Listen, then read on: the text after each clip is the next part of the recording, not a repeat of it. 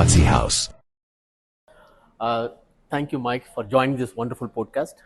We interview experts, business owners, and professionals who have worked in different domain, in different region, who handled the power dynamics during their career, during their business, so that we could able to get some input, insights from them, and share it to the younger generation, or sharing to the people who are struggling due to the power issues in their organizations. So we would like to discuss with you and get your inputs and insights during your career, more than 15 years now, in different region. You worked in Canada, you are doing business in Canada, you are in Middle East now, and you have global clients as well on the cyber securities and stuff like. So we would like to understand about your domain and your brief introduction, please. Okay. It's nice to see you again. We met a couple months ago, and then I'm like, hey, Dr. Ran, I'm back in Dubai, so we should catch up because it's been 6 months. Because I'm one of those expats that travels between my offices in North America and here in Dubai. So I've been set up in Dubai for about 2 years, but I'm still learning the region, the country, traveling all across the UAE because I just love it, and building up relationships and new customers at the same time. So my name is Michael Duffy. I am currently the CEO and founder of Don't Get Hacked Cybersecurity. My original office is Calgary, Alberta, Canada. That's where I've spent 20 professional years building up a client base, providing IT consulting for professionals like engineering firms, doctors, dentists, construction companies, plumbers, mechanical service companies, like industries like that, where I'm dealing with businesses 1 to 50 employees usually, and providing them 24/7 tech support, cybersecurity guidance, and making sure they don't get hacked. That's the whole reason my business name is called Don't Get Hacked Cybersecurity. I was invited to the UAE by a business in Abu Dhabi in 2023 who had been hacked, and they could not find any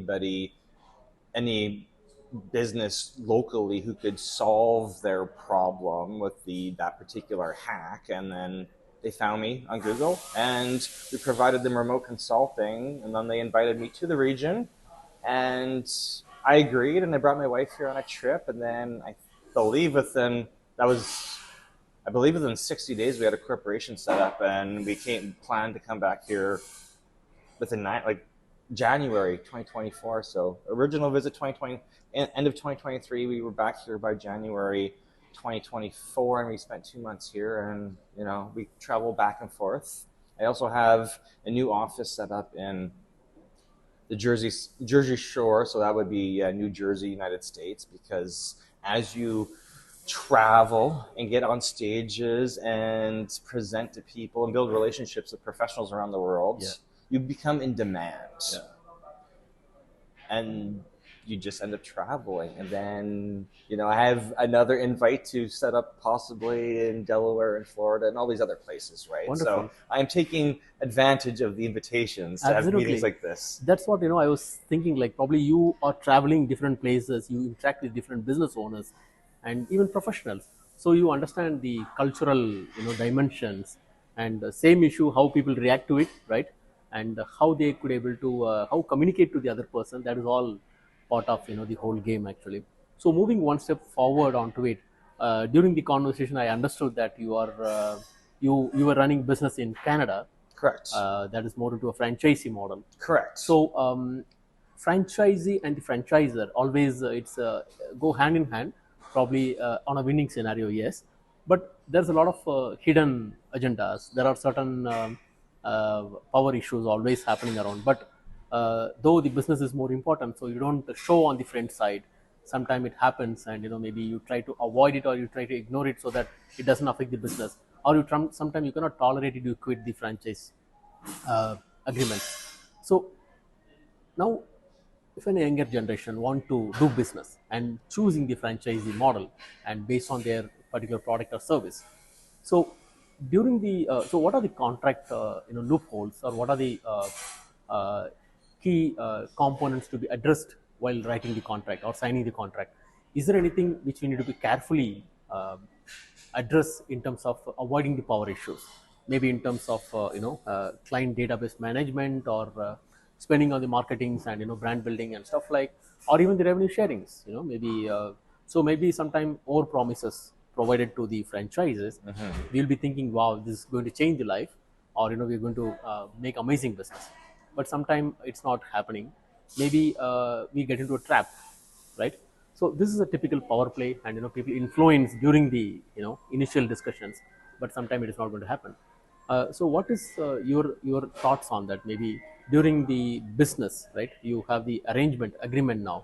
So how to avoid the power issues, and what are the things has to be carefully handled, so it doesn't affect the business and the relationship as well.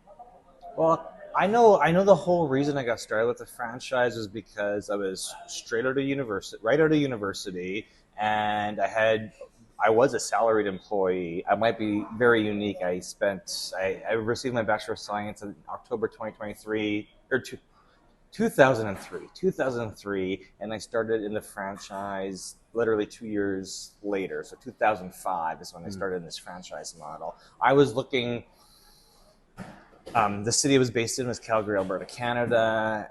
That was before the tech boom, before construction boom in that city. So I found it really hard to get a salaried position with my brand new Bachelor of Science. So I looked around for jobs. I looked and looked and looked and applied for hundreds of jobs, and did not really find anything that would fit, or maybe it's a while ago. Maybe I don't exactly remember, but I was very, very, very frustrated. And I remember going to a franchise meeting, and when I signed up, like, I'm out of that franchise now. I lasted 16 and a half years, which there's particular power reasons why I left, because I just felt, even though I was told if there was a problem, to find a solution to fix it and bring it up to management, Yeah. I found that even though I brought solutions up to fix problems I had found, there was no way to actually, they weren't in agreement to move ahead and fix those problems. Oh. So, but I was in there 16 and a half years. So I spent my formative years in my 20s in that organization, and into my 30s, right? So I spent a lot of time, and I was looking for, why I got started with the franchise model was, might have been desperate. It may have been a little bit of desperation, but I couldn't find a job. And then I was looking around. I'm like, okay, I have a Bachelor of Science. I have all this. My high school years are actually computer science. So Yeah. I got started with computer science. I followed that passion into university, Yes. taking all the, that's why I ended up with the Bachelor of Science. And I'm So like, you found this business related to your I studies, yeah? found it because I was just Yeah. looking around for. Yeah. I could not get hired by a computer repair shop. Got it. They told So me, is it been referred by someone, or you just found the franchisee? internet. Internet. Like Okay. everybody these days, Got it. everything, all job All available. opportunities are found on the internet, Yeah. right? So And did you know the initial terms before moving forward? Or you need to negotiate? where I lived, I saw they had a particular color and brand of vehicle. Okay. So I saw that brand Yeah. every single day, parked in the same spot Friday mornings for breakfast.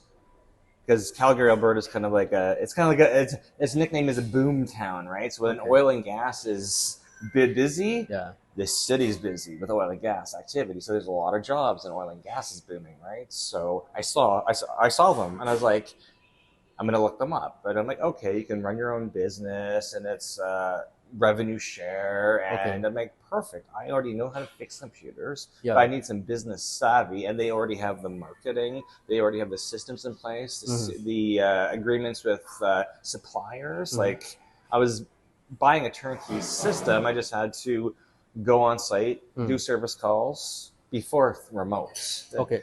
Now, very interesting question is, you said they are all it's a ready to move forward, right? It means they are already have everything, the system in place. But did you get a chance to validate or verify, or to have a look on I it? was what I was able to. They did something called like job shadowing, where you would just go around and spend a day with. The group is very large at that time, so I would go and spend a day with them, and on the outside, it was a mix of male and females who trained me. So it was I believed at that point it was a great mix, and it was hands-on training. So like, go show up at somebody's office, fix the computer, fix the server, educate the end user, send them an invoice, get paid, rinse and repeat. So they brought the clients in, and we were I was leveraging their marketing, their brand. Okay, got it. So the whole systems. So you were in the business for a day and try to understand how the whole process. I think I shadowed. I think I shadowed for like 2 weeks, and 2 weeks. Like, okay. And what led up to that, previous to that, though, what led up to that was in university, our instructors told us to make a vision board, right? And my vision board, I wanted a company car, and I wanted to walk around with a laptop, and we were just moving from pagers to cell phone. There were just all these technology. I'm like, this is what I want. I want to go to offices and consult with people, and just solve problems. I like solving people's problems. So this vision board, and now you are into the company. You are taking the company and moving forward. So did you feel any power issues during the you said like 14-15 years you were with them? So how the business collaboration, and what are the power issues you felt, and what are the things you ignored it, like maybe? Well, I think on the outset the only power issue would have been regionality, because you had your region and you weren't supposed to, you're supposed to collaborate with others in outside regions, but not market in their regions and not take business away from them. And on the outs, it's one of those things when you're on the outside, when you're brand new, fresh with that opportunity, you don't see any problems with that. You're just like, I'll just stick to my lane and I'll just build business in my lane. But then you realize after you develop relationships with business owners, and a particular business owner, maybe somebody who owns like a coffee shop and they have multiple locations and they only want to use you, and you're building that relationship with them. I was supposed to delegate out my tasks to people in other cities to deal with that franchisee, and then if there was non-competence or just issues with the service level, it'd be a complaint for me, but it's really because I had to use somebody in a different city. So that's kind of where that power comes, because it's like, okay, well, the level of work and the level of attention to detail I put in may not be matched by another technician in another city.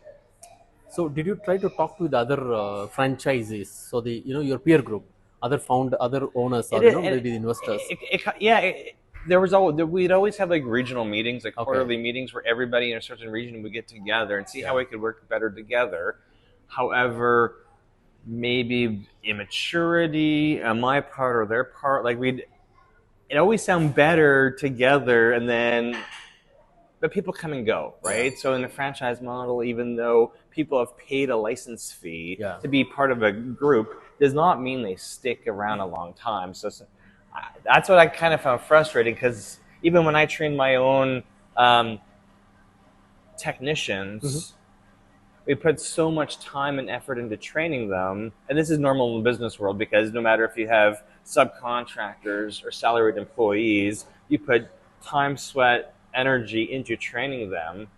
And sometimes they just disappear without any notice. Sometimes there's certain signals that they're not happy or they're not the right fit. They're forcing themselves to be happy, but they're not going to be happy. And one more thing, like probably by understanding about the whole issues, sometimes we don't get clients because they might be promising the marketing has been done by them, the branding is done by them. So the whole journey, did you feel any discomfort of getting clients? There was always a discomfort, because when you're relying on somebody else to feed you clients, and something changes and you can't get a straight answer, the veil of promises, the main reason before I left, I was very unhappy because I just started peeling back layers of lies, and I don't want to make them sound bad, but I know they were going through corporate restructuring. They were about to get listed on the Canadian Stock Exchange. What happens when they go to get listed on Canadian any stock exchange, Yeah. you start slashing your expenses. Yeah. So I found that, we were supposed to go constantly market ourselves and go get more business, do trade shows, show up at, just go out and do business networking things and get more customers. And that is successful to a point. However, we also had a 1-800 phone number. And from 2005, when I joined, from 2005 until January 2019, the phone always rang. There was always fresh calls coming in. In January 2019, the phone stopped ringing. And it took me about 6 months to figure out something had happened at corporate. They had stopped spending money on Google Ads. Oh, okay. So the incoming customer stopped. So, and how, it took me a little bit it took me investigation. I was like, what is going on? There's got to be some reason, because it wasn't just me that I was feeding and my family through getting jobs. I had a whole team of technicians. So like, well, why is the phone not ringing? Why is the phone not ringing? Why is the phone not ringing? And I'm just like, I don't know why the phone's not ringing, because we have an established brand. Yeah. Did they inform you, like any notice? No, I found I had to poke around a little bit and start doing a lot of internet searches, because of course, when you're a technology service company, you have a lot of competition. So North America, like each city would have their local, like we were a worldwide brand. We were in Canada, USA, South Africa, Australia, UK. Like we were in like 8-9 countries around the world. So it wasn't just Canada that was affected. It was all the branches that were affected. But we also have competition. There's a brand a big popular brand in North America called Staples. There is Best Buy. They all have, and they're multinational corporations, right? So they have we never had a physical store. We were just remote technicians who would drive up with their red Volkswagen Beetle. If you go look at my LinkedIn, you'll probably find photos of the past with me with that that car. There's always going to be competition, right? So when we were ranking on Google, we were competing with their competitors. And when we stopped ranking, the phone stopped ringing. So I was like, why? I'm like, there's plenty, it's 2019, this is before COVID. There's plenty of business out there, but our phone stopped ringing. So then, I had brought it up, and they're like, oh, well, we've always told you it's okay to market yourselves and set up your own websites and your market, and do Facebook campaigns or LinkedIn campaign. But when it came to the marketing piece, if I wanted to do any extra marketing myself, it came out of my pocket. It was never shared with them. That's the main reason, because when they agreed on the initial terms, the agreements, right?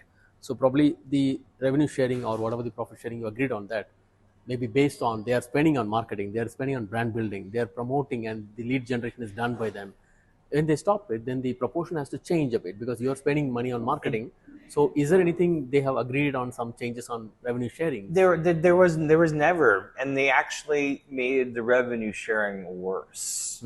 So when I can't remember what year it was. It was probably like 2015. So I started 2005, and we always had the same, like the old school revenue share. And then at some point, 2014, 2015, they changed it and they made it worse. So then our recruiting was more difficult, because anybody new coming in would say, well, what's your revenue share? And I'm like, it's performance based, but it was like minimum here, there was a range. And for anybody new coming in, it was worse. So I was like, well, how do I empower people to be happy? Because if you just do math, if you do a calculation, you can tell how much you're going to be making. You have to drive X amount of sales per month in order to get comparable salary to being a salaried employee, right? There's a lot of freedom since we didn't have an office to work in, and we worked from home and, worked in our cars and did all these marketing events. You've got the freedom. You had especially if you had young children, you had the freedom to be like stay-at-home dad and build this business. So there's a lot of freedom attached to it. But if there's no customers coming in, it's an internal struggle. Okay, so now the problem is very visible, right? And I don't know how many number of franchisees on that particular region. Maybe would you like we had across our area. We had four. We had like four different cities with franchises, right? So Edmonton, Red Deer, Calgary, and Lethbridge, and at any given time, 10 technicians in each city or more. Okay. And if there's no business coming in, 10 people fighting over scraps. Okay. So my question is like, more towards, you might be having similar franchisees, in a region, or maybe in the city, or in the particular area. Anybody else raised a question because of these issues? They stop the marketing, and the revenue sharing is a bit of issues now. Clients are coming up. So what I found is that anybody who was in my original position had, everybody would have been feeling it. Everybody would have been feeling the same constraints. Some old, like there was a couple technicians or like franchise owners a little bit older than me who may have had larger contracts, and they were able to split that work up. But it was a challenge for everyone included. But I noticed right away. I've always got a pulse on what's going on, right? Because I can see just changes. I'm very in tune with nature and people and relationships. And I could just see things. And I was already a little bit unhappy with like contract. Like we had contracts with like retail stores to do their IT. And there was a couple jobs where I had gone out and I was guaranteed a certain income. Okay. But it wasn't a written contract. It wasn't a written contract between franchisor and franchisee like me. It was just they're like, how much do you need to do this? Drive to a different city, rebuild a network over a weekend, and then come back. And I'm like, well, I need X amount of dollars. Yeah. And I would go do the work, and then I would come back, and they're like, oh, we're not going to pay you that. And I'm like.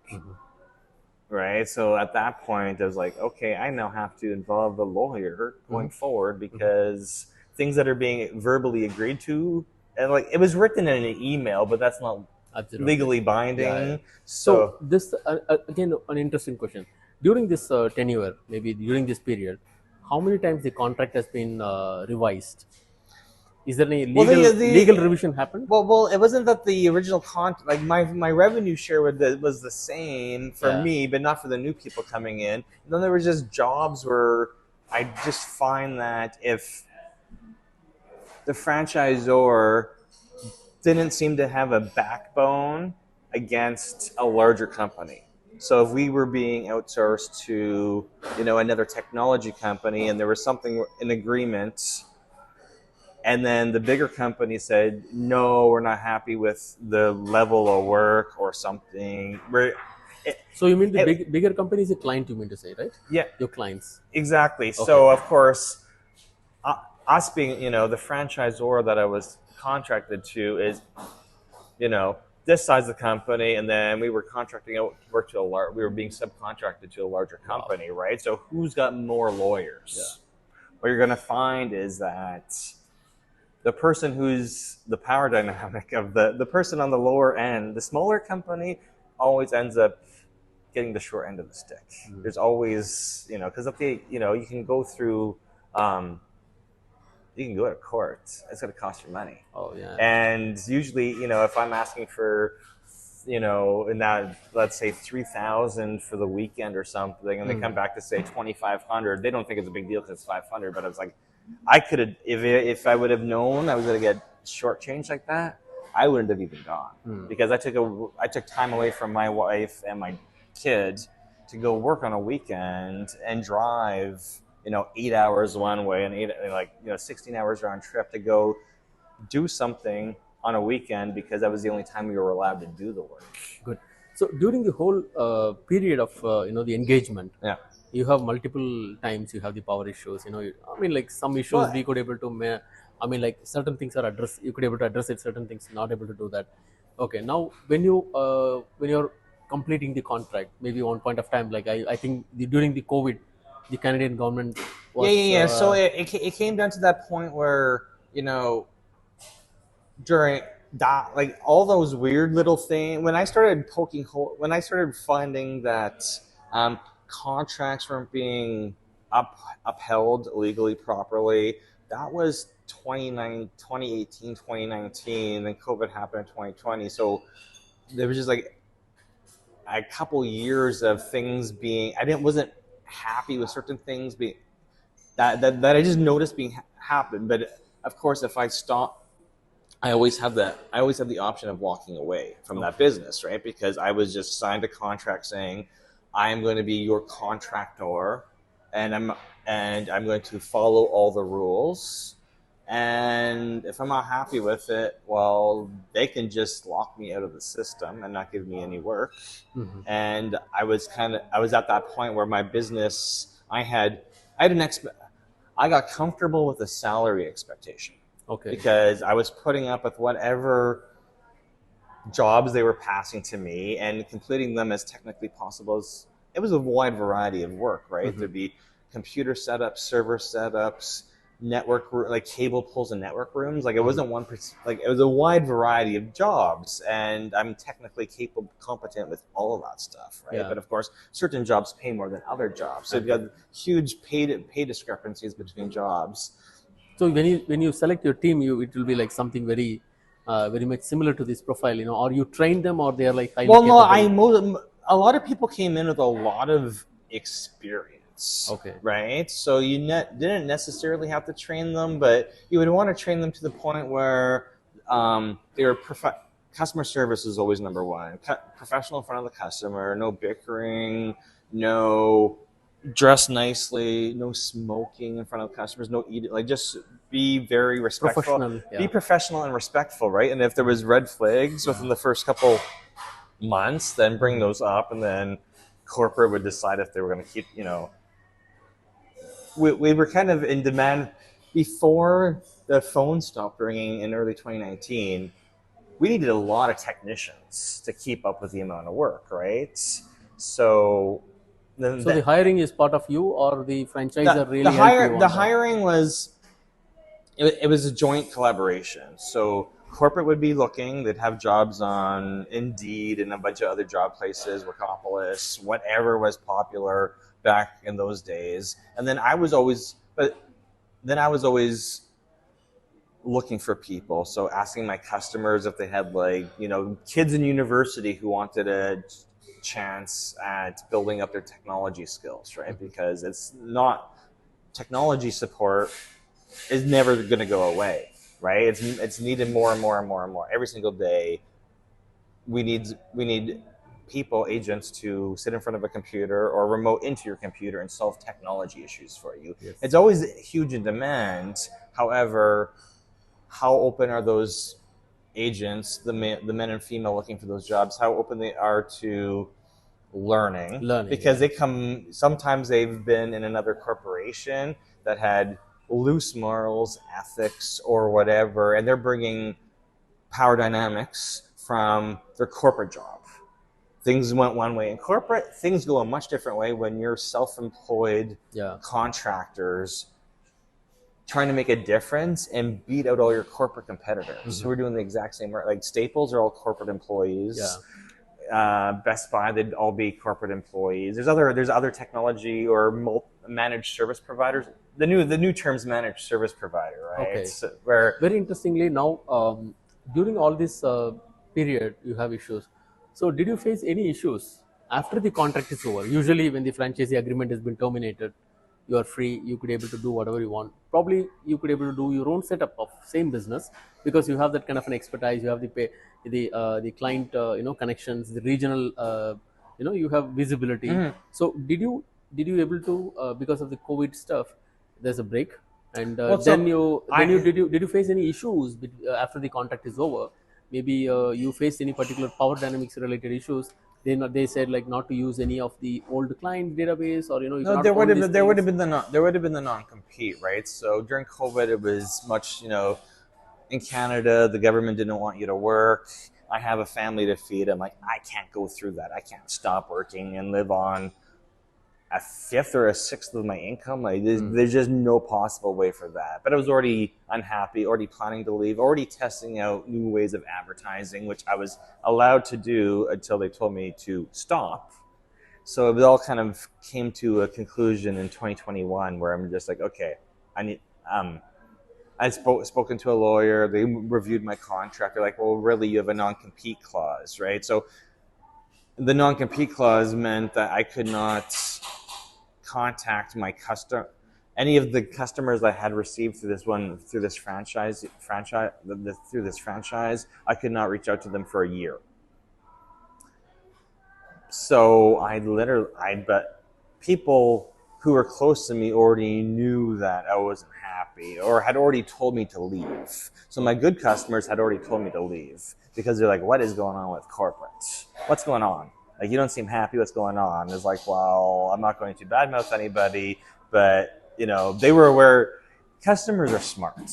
They know they'll eventually find out what your percentage is, what you're charging them, what you end up with in your pocket at the end of the day. Your customer's going to find that stuff out. So I've just said, hey, if you don't hear from me, here's my email address. You already have my phone number, and I own my phone number, right? So the only thing I really lost was that corporate email address. So there's, when I got a letter from corporate stating, new rules as of July 1st, 2021, or July 1st, 2021. And then I sent that to my lawyer. He's like, let's just walk away. No, new rules from the government or the franchisor? Franchise. Oh, okay. They are changing the rules now. The rule book is changed now. So the rule was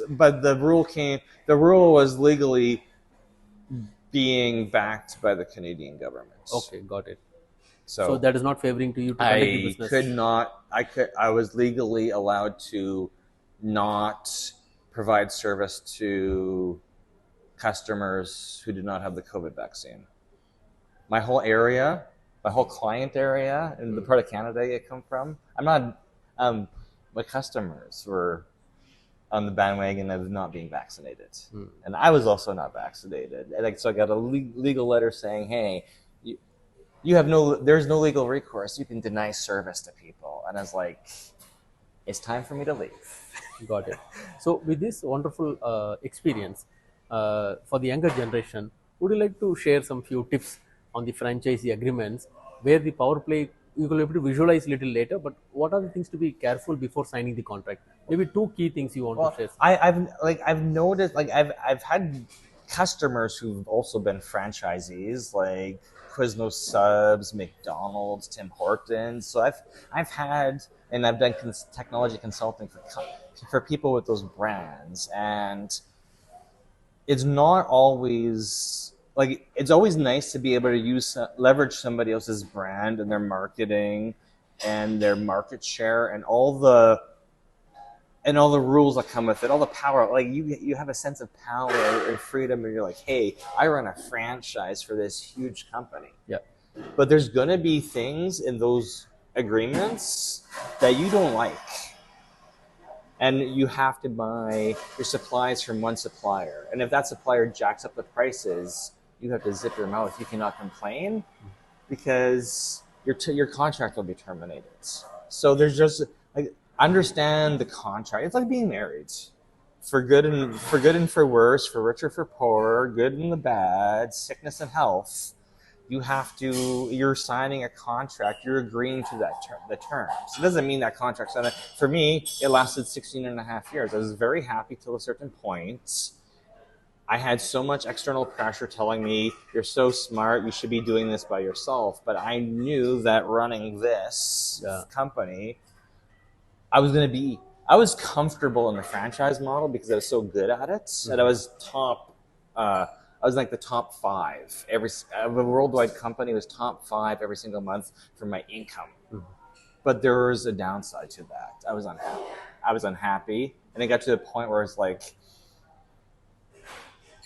do I go and be running your own business and hiring and implementing your own systems? Like, I have to deal with every single customer complaint now, merchant services. I'm the face of the company now. I have to deal with everything.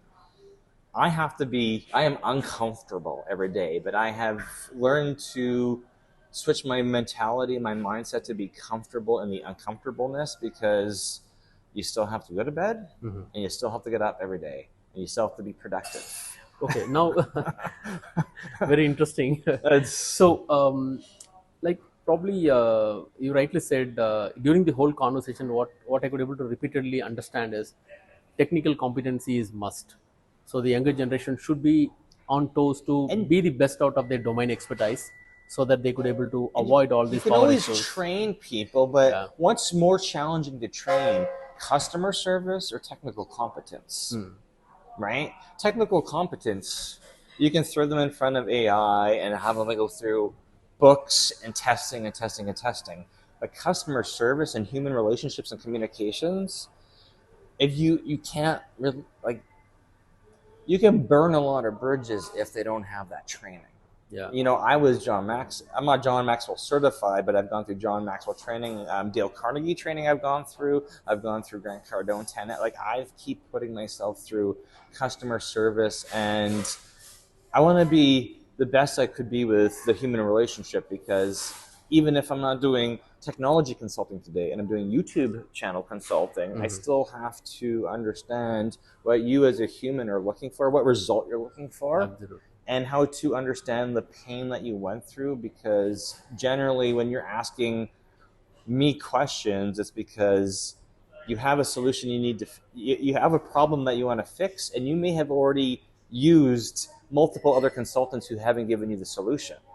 And you're like, well, how is my new friend Mike different than other people I've used before? Good. And I want to solve your problem for you. Perfect. So with all this understanding, so we could able to share some useful information to our viewers, and hopefully this is an amazing chat, and we can do it in a more detailed. We can do it in a more constrained podcast studio next time. Absolutely, right? Yeah. So wonderful. Thank you so much for the amazing insights and your experience, what you shared with us.